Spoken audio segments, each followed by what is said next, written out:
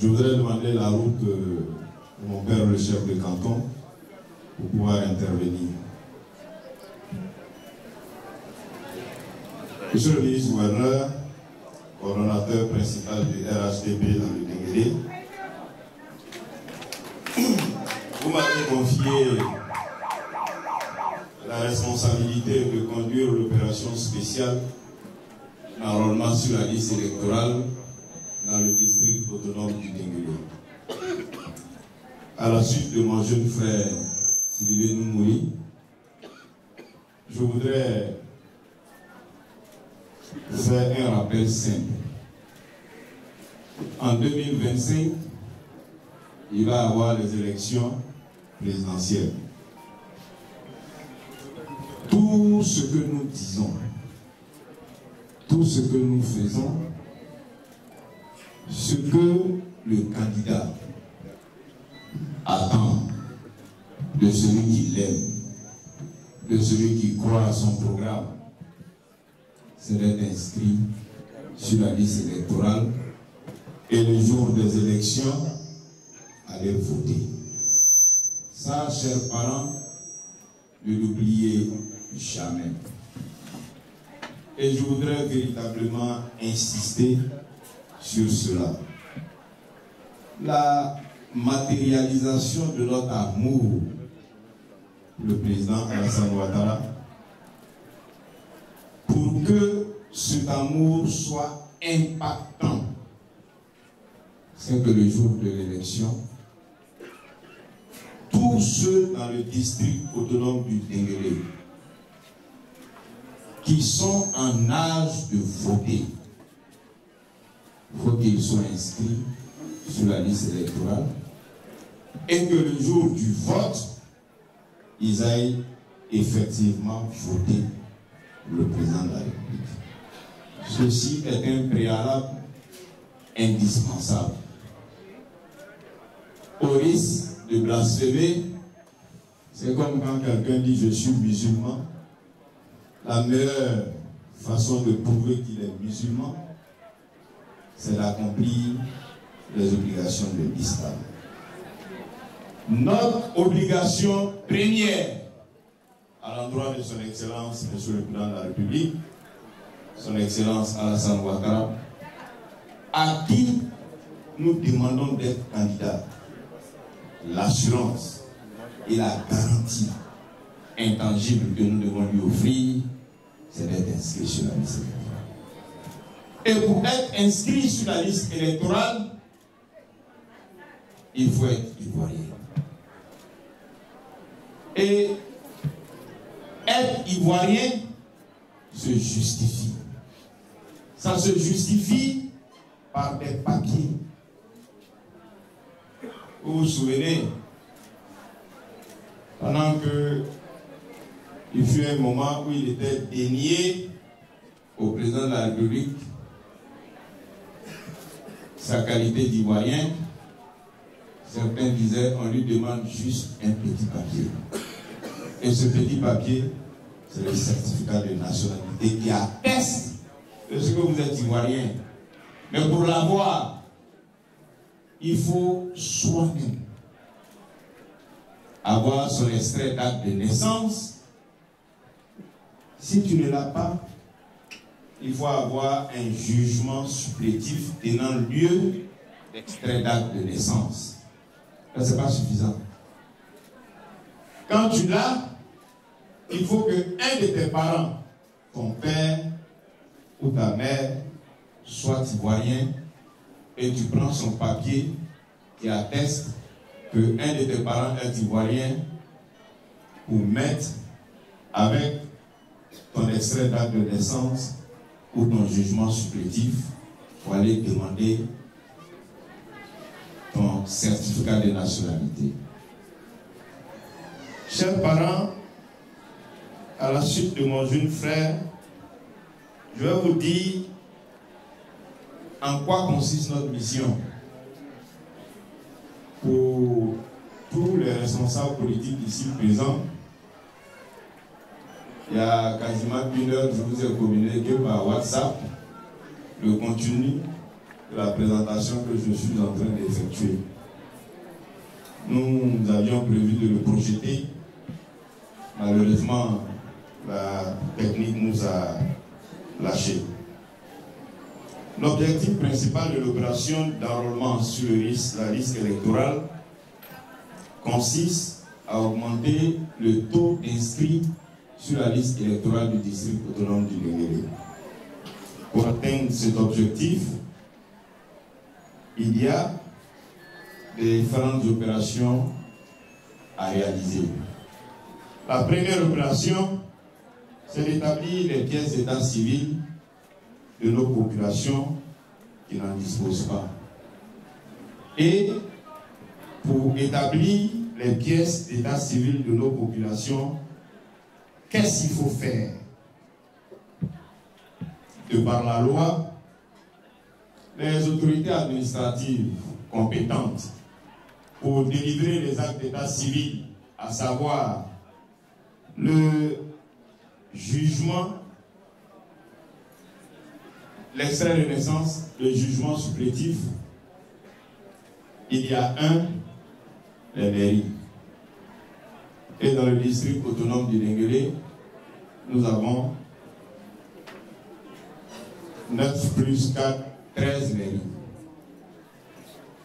En plus du maire, les autres collaborateurs du maire qui ont la qualité d'officier de police judiciaire, habilités à signer les actes, il y a les 22 sous-préfets qui sont dans le ressort territorial du Ndingele.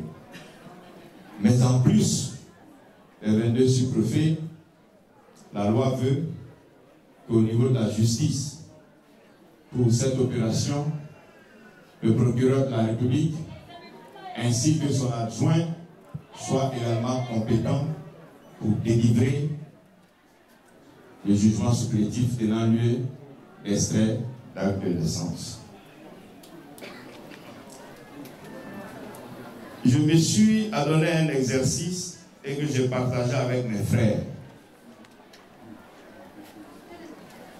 Dans le district autonome du Ndingele, il y a eu le recensement général de la population qui a été effectué par le ministère du Plan, où notre frère Lansine Diaby, précédemment, il a contribué à élaborer la matrice qui est en cours actuellement. Dans le Kabadougou, il a été dénombré 289 806 personnes qui ont été recensées. Sur la liste électorale des dernières élections dans le Kabadougou, il y avait inscrit 96 159 électeurs. Comme je l'ai dit, on a aussi des relations au niveau du ministère du Plan. Quand on fait le recensement, il y a une ligne où on dit en 2025, tous ceux qu'on a dénombrés au titre du recensement général de la population, parmi ces personnes-là, celles qui auront 18 ans en 2025, au moment où les élections présidentielles vont avoir lieu, le chiffre total de ces personnes, c'est 152 189 personnes. Si on déduit de ces 152 189 personnes qui en 2025 seront en âge de voter, ceux qui sont déjà inscrits sur la liste électorale, à savoir 96 159 000, il nous reste à rechercher et à trouver pour le district, pour la région du Kabadougou, 56 030 personnes. Et les 56 030 personnes sont des personnes qui peut-être ont leur extrait d'acte de naissance, peut-être n'ont pas leur extrait d'acte de naissance,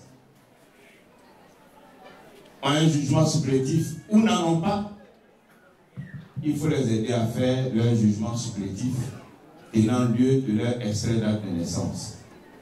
Et Dieu seul sait, dans nos régions, combien j'en ai.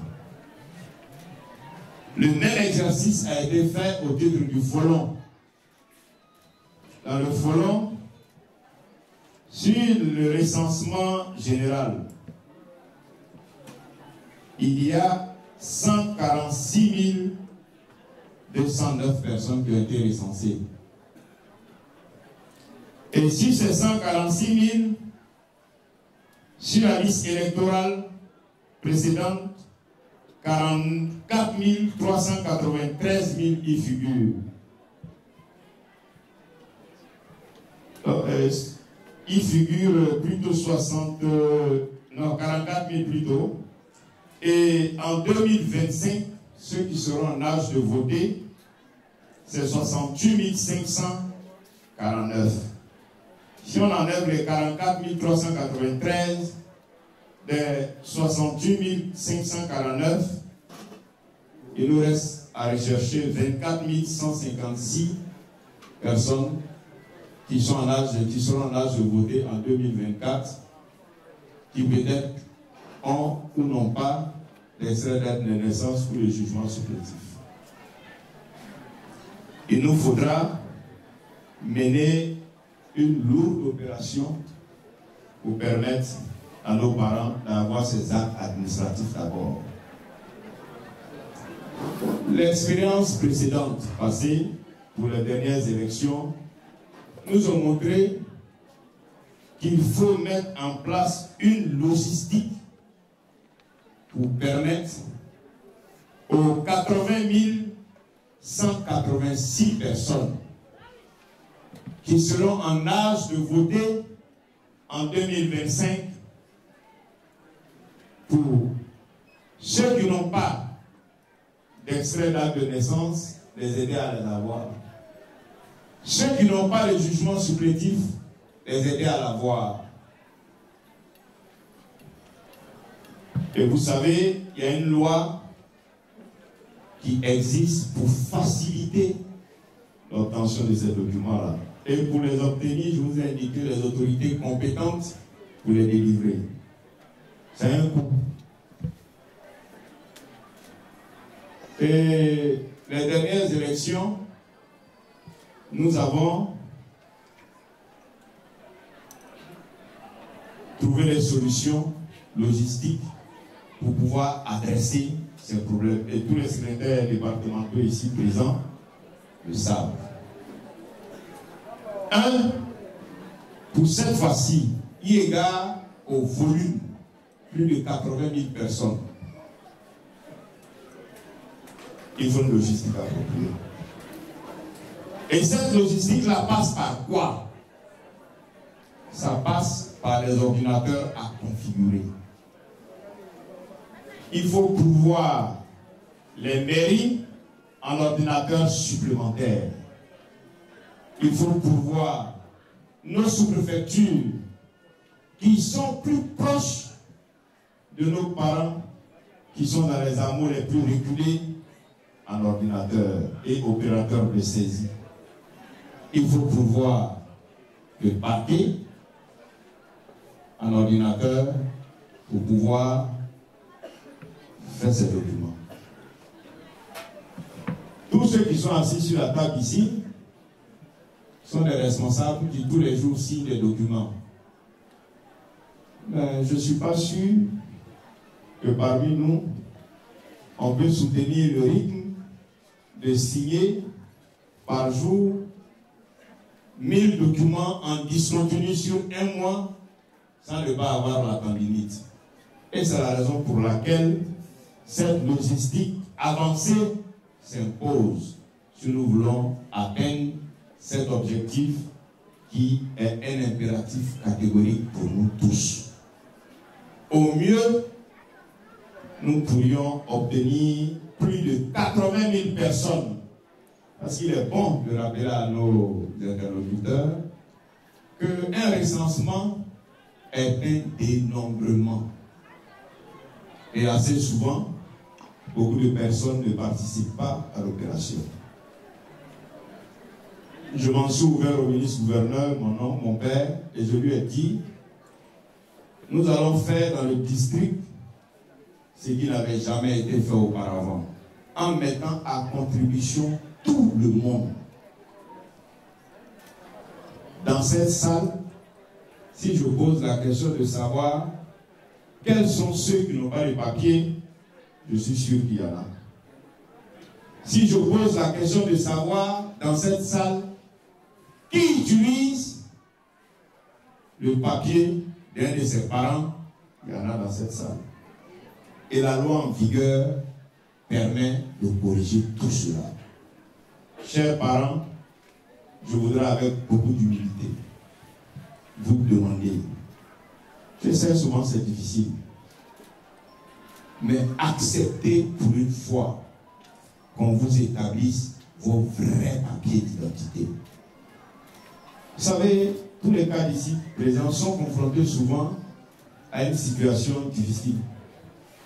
Il prend la décision de faire partir un de ses parents à la Mecque. Est-ce que ce n'est pas le moyen le plus sûr d'avoir les bénédictions de ses parents et de tous les villages?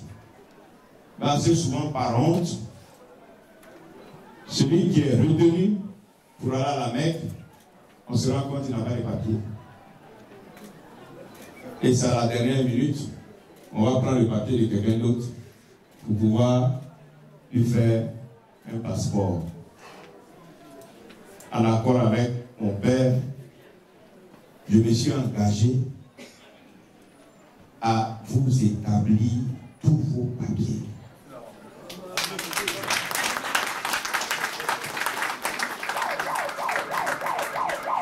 En plus de ça, il faut le certificat de nationalité. Et les secrétaires départementaux le savent. Aux élections précédentes, on a dû déployer dans le bureau du président du tribunal 30 opératrices de saisie avec leur ordinateur configuré suivant le format du ministère de la Justice pour que les certificats de nationalité sortent. En accord avec mon père, je m'y suis engagé. Et toutes les dispositions à cet effet ont été prises. On ne va pas parler des montants. Ce n'est pas ça qui est important. Ce qui est important, c'est l'engagement de nos parents qui n'ont pas de papier à avoir leurs papiers. Et je voudrais solennellement demander au chef de canton d'envoyer dans les hameaux les plus reculés la commission à nos parents pour leur dire c'est le moment. C'est le moment pour eux d'avoir leur pièce d'identité.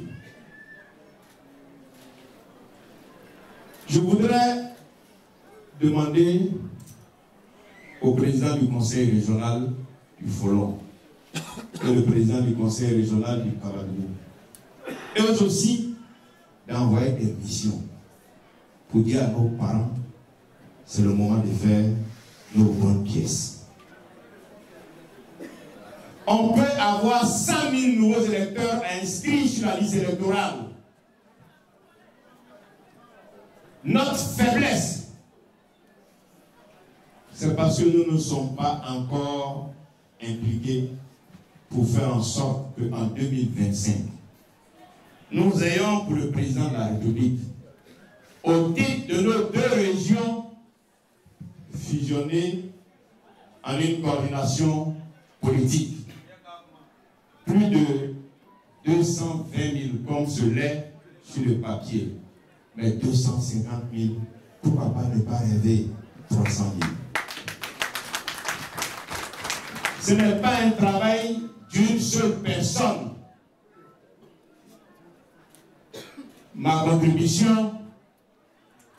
sera financière et participative. Mais je demande à mes frères, il ne s'agit pas de nos élections à nous. Il s'agit de l'élection du président de la République à qui nous demandons d'être candidat.